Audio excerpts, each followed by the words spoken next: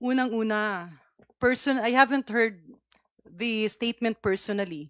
Pero kung talagang nasabi yan ng ating Vice President, hindi ko naiintindihan kung saan nanggagaling yung kanyang sinasabing sariling political interest.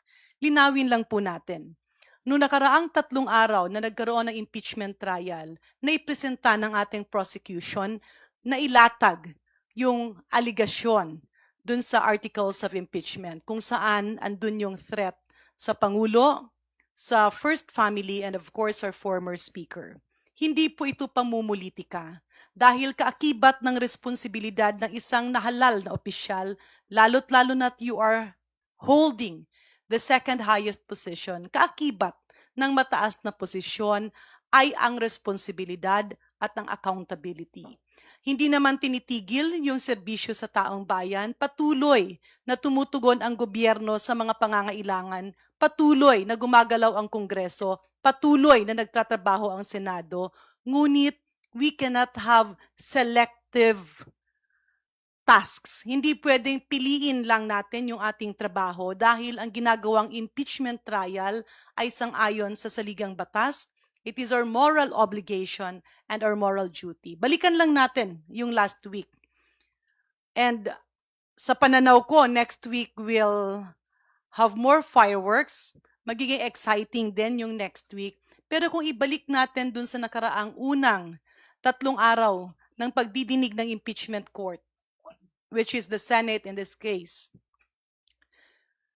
andun kasi yung usapin na kaya ginawa niya yun at kaya siya nag-react ng ganon dahil na-trigger nung parang naging emotional yung kanyang chief of staff or si Attorney Zulaika Lopez. Pero ibalik natin.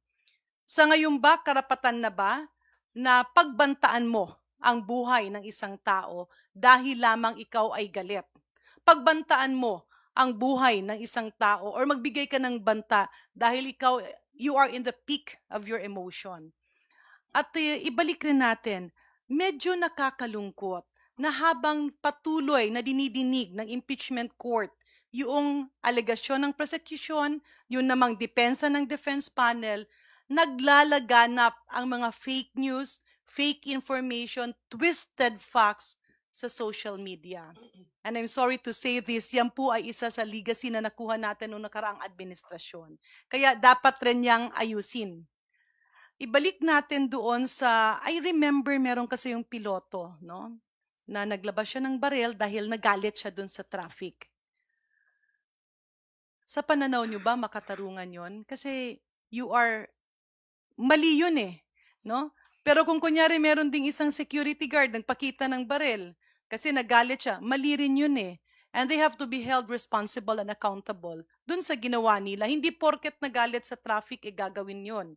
Hindi porket nagalit ka na may dumaang tao, rason na yon para magbanta. But if we look at the situation, ito nga ang pinag-uusapan, kaya hindi natin dapat ilihis eh. Kasi ang pinag-uusapan dito is kaakibat ng poder ng isang tao ay accountability. So, calling to stop all of this might be pointing to the fact na hindi maidepensa yung mga aligasyon doon. So, ba't hindi natin ibalik? Pag-usapan natin yung mga aligasyon, it's the best venue where the Vice President can refute the allegations and clean her name. Hindi natin pwedeng ituro ito sa iba dahil ito ay parte at kaakibat ng tungkulan kung saan tayo ibinoto.